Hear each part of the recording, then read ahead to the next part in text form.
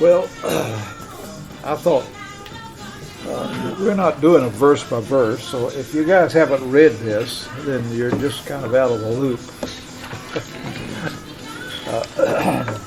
So we're kind of going to go chapter by chapter. In fact, we're going to kind of summarize 2 or 3 or 4 chapters together. But chapter 38 is a kind of a standalone chapter, kind of as far as the continuation of the story of Jacob and then of Jacob's sons. Has to do with one of Jacob's sons, Judah, who's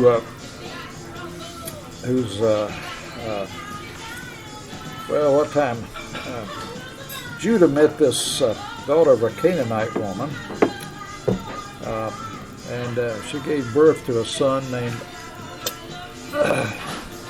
Er, and she gave birth to another son named Onan.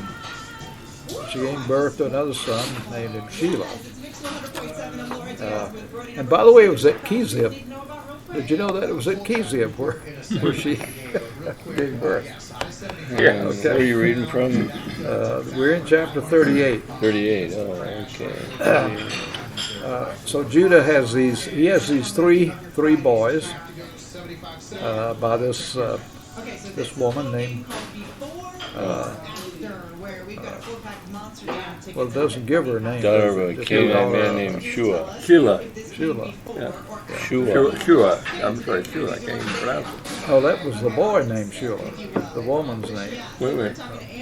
Tamar. Oh no, Tamar is her name. Here. Doesn't give her a name. He was the father. Her name was Tamar. His father was Shua. So he has 3 boys.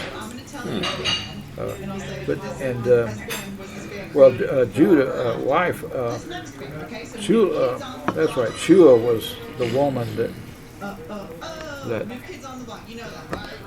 Judah married, or was having babies by. Anyway, I guess he married her, right? And then he got a wife for Er, his oldest boy. Got a wife for him. Her name was Tamar. But Er was wicked, it says, and the Lord put him to death. And then Judah, said to Onan, "Now you've got to sleep with your brother's wife and fulfill your duty." This was, I understand, this was a widespread custom in the ancient Near East. It wasn't just something from the Israelites. In fact, the command to do this is found in the book of Deuteronomy. But of course, the law was not given yet, the command. But it was understood that if you're a decent person, this is what you do for your brother, and to preserve the brother's name and whatever property he has would then be maintained in his name through the child that would be born to the union with the dead brother's wife. So Onan was supposed to fulfill this duty to his brother-in-law, but he knew the child wouldn't be his, so whenever he slept with his brother's wife, he spilled his semen on the ground. And the Lord was not pleased with that and put him to death. Now, this is often used as a thing about masturbation. That masturbation is wicked in the Lord's sight. But this had nothing to do with masturbation. He was having sex with a woman, and apparently what he did just before he ejaculated, what's called coitus interruptus, right?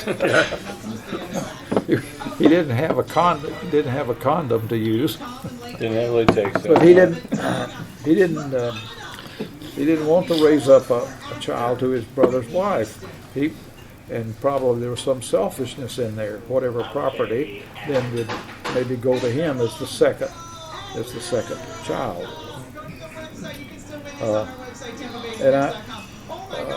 But I've made a comment here. We talk about masturbation.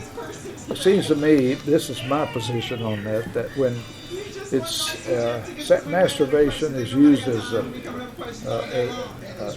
satisfaction of a sexual desire when you're fantasizing another woman other than your wife, I guess if you're fantasizing your wife, that's not adultery, is it? But with another woman, like you do in pornography, using pornography, then that seems to me to be what Jesus is talking about, lusting after another woman in your heart. Any of y'all want to comment on that? No, not really. No thanks, Bob. I'm going to propose this to Brent. I don't know, I might not shoot You anything, can but breeze through that. Yeah. anybody that says they hadn't had a less desirous moment with the other woman would probably lie about something else too. We've got an excellent series, Kingdom series out of I think Fort Lauderdale on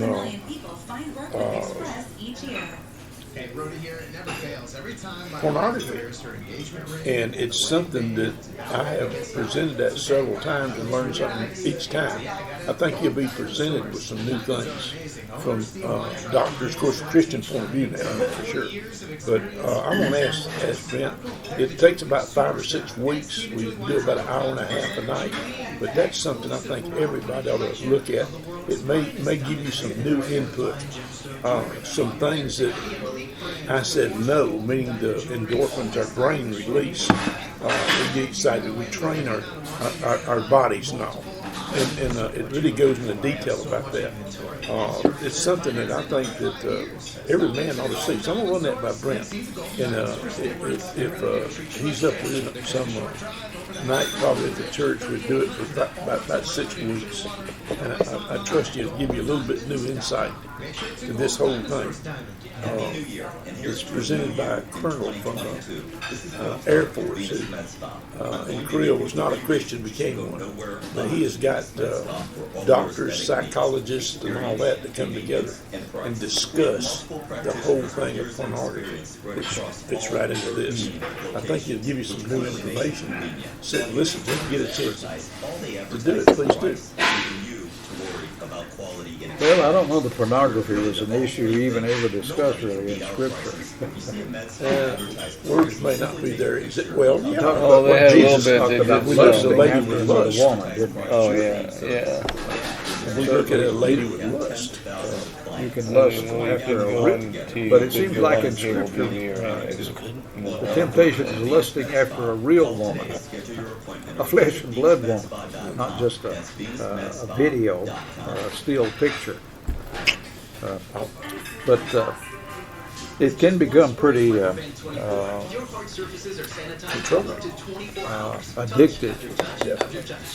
I've talked to, I've worked with guys who would rather watch a video, sit and watch a video at night on their TV and masturbate to some video, and they've got a beautiful wife in bed who would like to make love with them, and they'd rather watch the video and do it.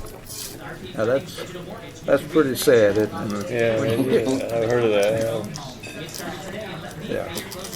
When you get so, but it's much easier to have sex with a video because that woman in the video who's doing all those things that the prostitutes are willing to do to excite your imagination, you don't really have a relationship with them. You've got to have a relationship with a real woman if you want to have sex with her, unless you want to rape her. But if you want to really have sex with a woman, you have to have a relationship. And so pornography is just a much easier way to satisfy your sexual desires. But what happens here is that she dresses up like a prostitute, and then Judah himself has sex with her, and she wants some kind of guarantee that he's going to pay her what he promised to pay her, so he gives her some token. And then later on, when it's found out that she's pregnant, then he's ready to condemn her to death because she's done this terrible thing. She's been out a whoring. And then she shows up. Here's the man who gave me this token. Turns out it's Judah. Talk about how this is probably the greatest illustration of hypocrisy you can find anywhere in Scripture. A man who is so quick to condemn this woman, and he's the one who was prostituting Well, her. David did the same thing with Nathan, though. Same thing there. Same right? thing. I mean, whoops, it was me. Yep. Yeah, that's true. That may be a competition, isn't it? They do it. This report is sponsored by Novi Health, is now providing same-day COVID-19 testing and verify quick and convenient drive-through testing is Grandma available. Bits. No out-of-pocket costs. And dry white, she have it. Banana goes to him. I'm sure you guys can move this stuff around, right? Pancakes, sausage links, and eggs. I got syrup somewhere. Oh, she got the syrup. It's okay. I asked them if they could pass it around the table. There you go. Thank you. We're putting you to work this morning, guys. Okay. There you go. I have white. Dry white right here, too. There you go. And then, can you get it or no? You got it? Yep. Okay, thank you. There should be the brown sugar on the side. Brown sugar where? It's on the side. Right Oh, there. there it is. Hiding from me, Sam. Okay, don't do that. Don't do that to me. Graham, a few napkins and some decaf. Some decaf and a few Yes, I napkins. will. Thank There's you. lots of milk. Okay, thank you. And there's a brown sugar. Okay, thank you.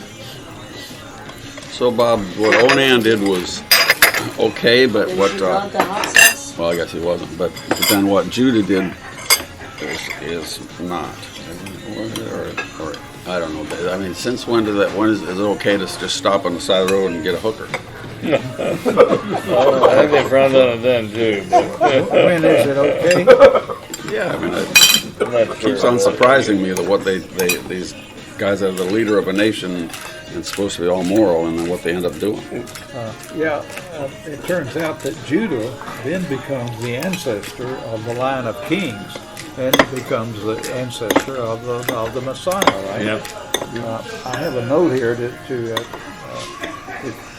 there is this genealogy right at the end of Ruth for Perez, and brings it all the way down through Ruth herself to David. But there is a particular, Jacob has a blessing in chapter 49. Just skip over to chapter 49 real quick, where he has a blessing for his children. In verses 8 through 13, there's an extended blessing on Judah. Judah, your brothers will praise you. Your hand will be on the neck of your enemies. Your father's sons will bow down to you. In other words, all of your brothers will be submissive to you. You're going to be the head of the clan now. Like a lion, he crouches and lies down like a lioness. Who dares to rouse him?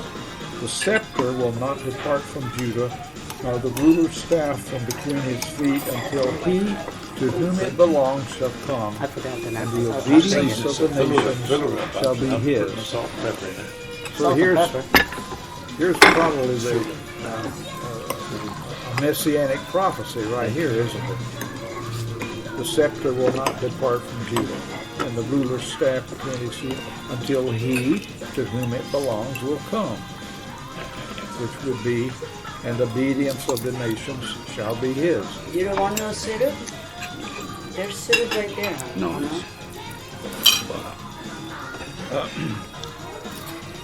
But then we return to the story of Joseph's I got it. captivity, chapters 39, and I'm kind of summarizing this whole story of what happened when he went down into Egypt. and I just made a few points here about how he was, through the dreams that he was able to interpret for Pharaoh, that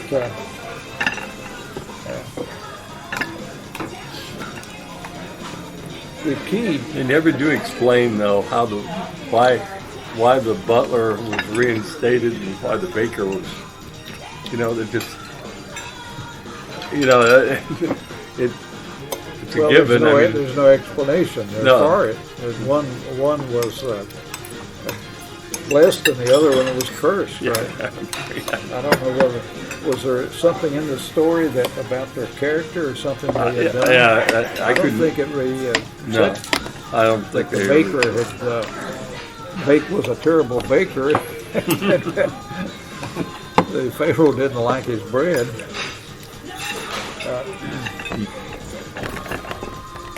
There's an interesting thing though when he first had dinner with his brothers that he had them come together. The New International Version says Benjamin's portion was 5 times as much as anyone else's, so they feasted and drank freely. Alter, in his translation, the Jewish author or translator of the 5 books of Moses, translates it. He says these verbs. He doesn't translate one of them feasted. He translates one of them as drank. They drank, and the next one he says really means they got drunk. In other words, they really piled one on that night when they had that dinner. And so at that first dinner, there's that semblance of a real, what you might call a brotherly celebration. Everybody's in a good spirit. And then what happens, of course, when they leave to go back, then they find that their money's in their bag, and they're really concerned about what position they're going to be in, whether they're going to be accused of being thieves. But in this whole story about Joseph revealing himself then ultimately to his brothers, I think the key to his wisdom and characters lies in his faith in God, doesn't it?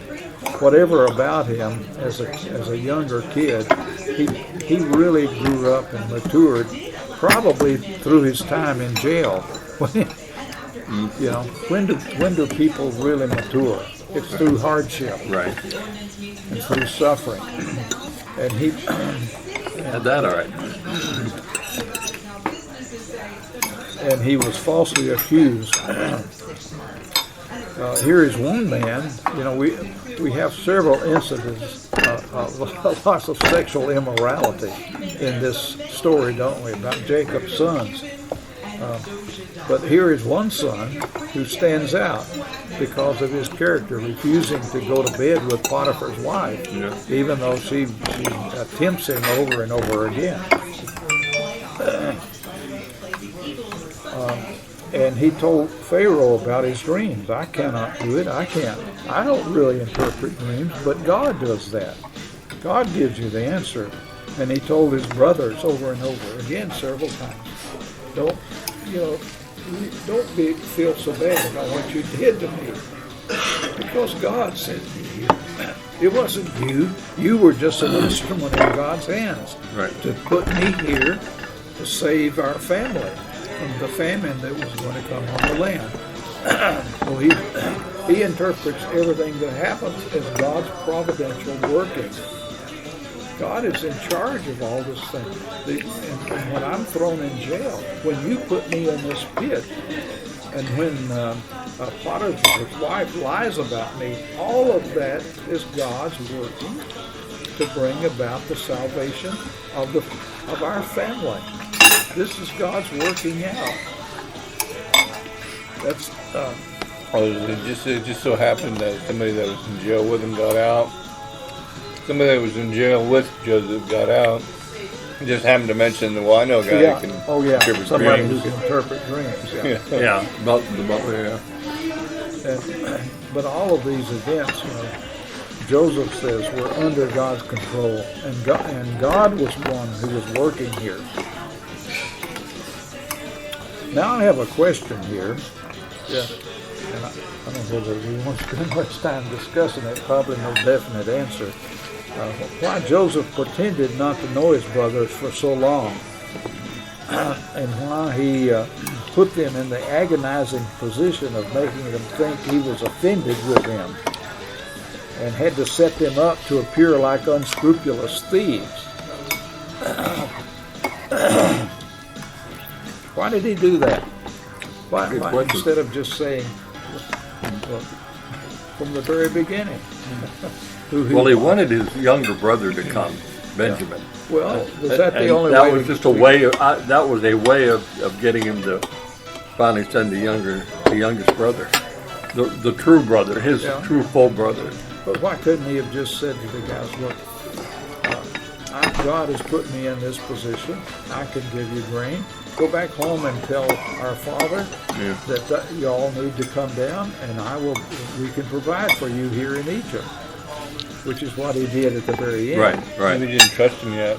Maybe wasn't sure they were. But he put the brothers through the ringer Oh yeah. for a while there. Oh, he did. Did he want to make them suffer for the way they had treated him? Or was he testing their sincerity and honesty? I don't know. Good question. Maybe this is one of the questions that, there's some questions that are not really good questions because there's no real answer to them anyway. Like right? the baker. Yeah. Like the one about the baker. What had the baker done? Who knows?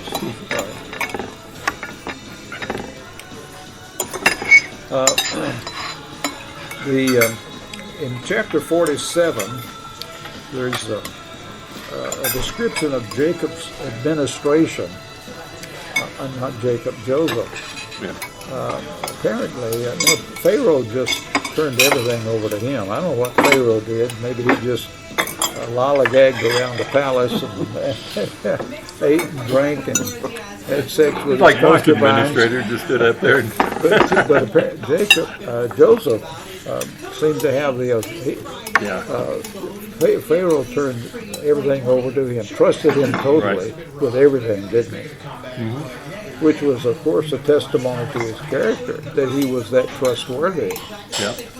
And that wise, and prudent. We need someone like that in our government, don't we? That's for sure.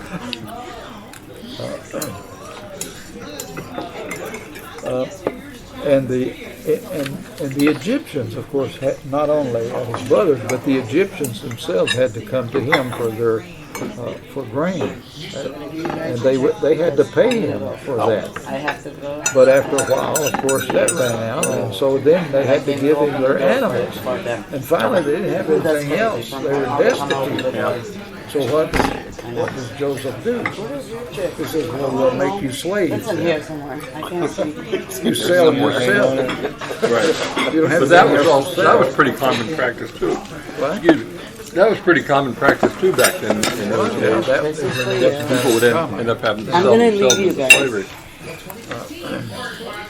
Well,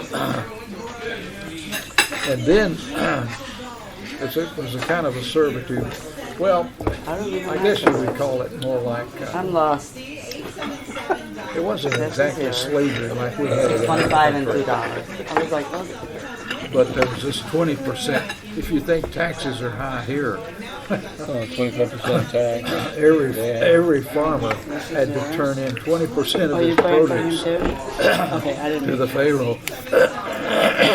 This is yours. I didn't know.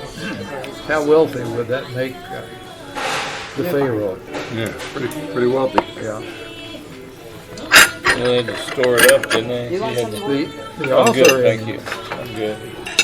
in Genesis 47:26 says this was a law concerning land in Egypt still in force today. Chapter 47, verse 26, if you look at that law about the 20%. And today meant the time when the author or Bobby, the wants whoever more? was right, if whether this is Moses or some editor, puts this in. This is 400, must have been 400 or 500 years later that this is the person who's writing this says this law has remained in effect. And there's other external evidence outside the scripture that was in fact the practice of the Egyptians. So the famines were pretty tough.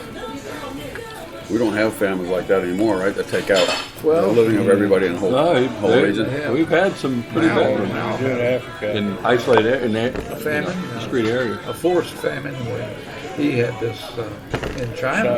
China had How many one. millions Chinese died way back when it was in Yeah. the 1960s or Yeah, the 70s? famine when they took over, Because when the Cummins of took over. In the Midwest in the 30s too, they had a huge Yeah, the Dust Bowl. the Dust Bowl. And Communists think they know everything, how to do everything, and you go and they take over Russia, And they take in over Africa- China, and everybody starves because they take all the land, they take all the grain, don't leave any grain for people to grow their crops the next season.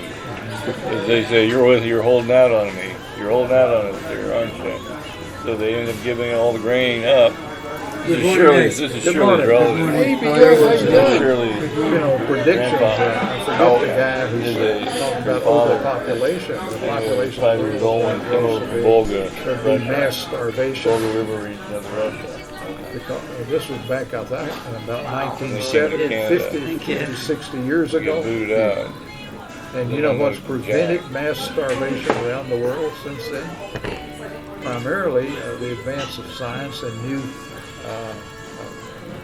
forms of varieties of rice and wheat that have made that prediction was totally offline. Now, are any of y'all not familiar with that prediction this guy made about 1970?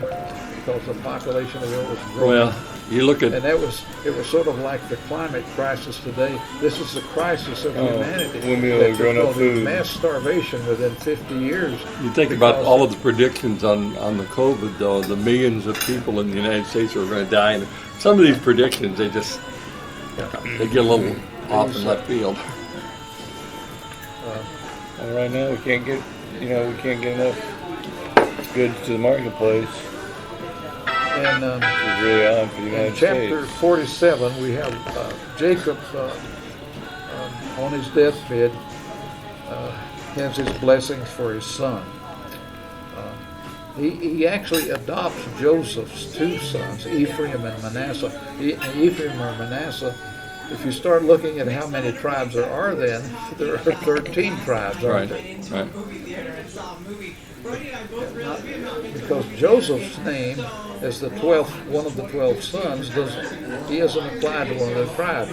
You always think of Ephraim or Manasseh. And if y'all remember when we studied the book of Revelation, there was a list of the 12 tribes. And I didn't realize. I got to realizing that when you go through the scriptures where there's a listing, there's several listings of 12 tribes, and there's different listings. I didn't know. There are 2 or 3, 4 different kinds of listings, the way you can list 12 tribes. And of course, it starts with the fact that actually we've got 13 right here to begin with. So I guess they just weren't too persnickety, but the word. The number 12 had that special significance which carried over to the 12 apostles. So he adopts, it's interesting, he adopts Ephraim and Manasseh, but he deliberately gives the greater blessing to Ephraim, Younger. the younger one. And that kind of repeats the theme of what happened with Jacob, where Jacob was advanced beyond the elder. And in verses 1 through 7, Jacob's prayers over the 3 older brothers, he starts with the 3 older ones, Reuben, Simeon, and Levi. But if you actually read those, they're not a blessing. Look at chapter 49.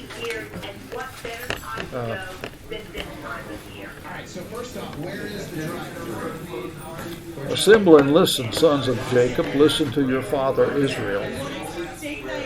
Reuben, you are my firstborn, my might, the first sign of my strength, excelling in honor excelling in power.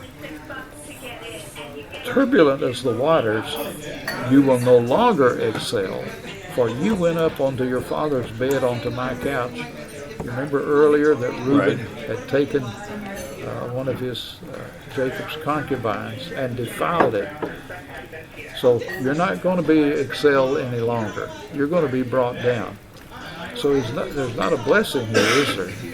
Simeon and Levi are brothers. Their swords are weapons of violence. Let me not enter their council. Let me not join their assembly, for they have killed men in their anger. And I guess he's talking about what happened to the Shechemites. And hamstrung oxen as they please. Cursed be their anger, so fierce, and their fury so cruel. I will scatter them in Jacob and disperse them in Israel. But when he gets to Judah, now Judah is the one who's exalted, and the line of Judah, and then the promise of the Messiah to come, of the King.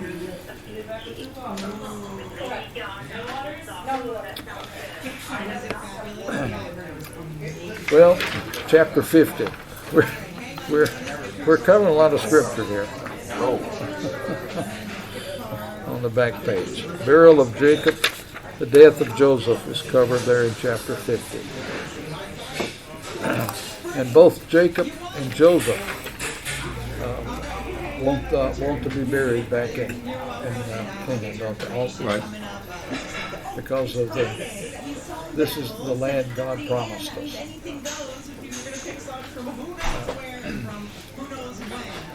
Jacob commanded his children, bury me in the tomb I dug for myself in the land of Canaan. And Joseph likewise made his family swear, carry my bones up from this place. He was predicting, that sooner or later they would go back, even though they would remain in Egypt for quite a long time. Yeah. That sooner or later God would return them back to their land. So the story of beginnings, Genesis is the book of beginnings, ends with a look forward several centuries to the return of Israel's descendants to the land promised to Abraham, Isaac, and Jacob.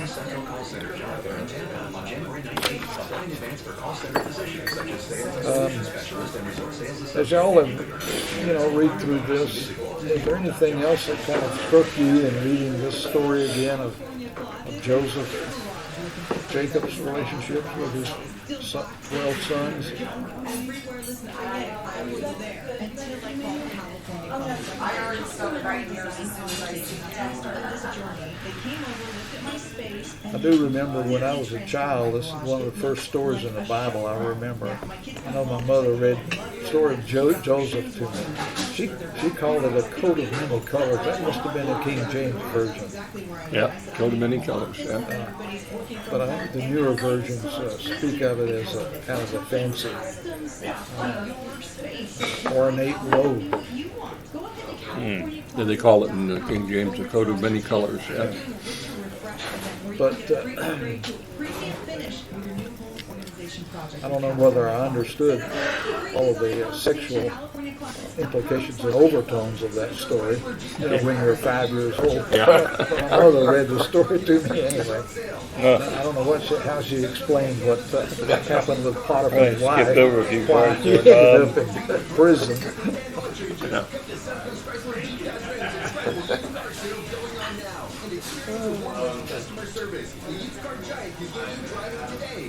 Well, what did they do with Isaac? When did they bury Isaac? Did Isaac go to Egypt?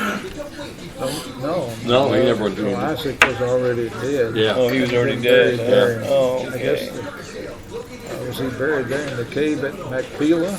Yeah, I think so, in the field.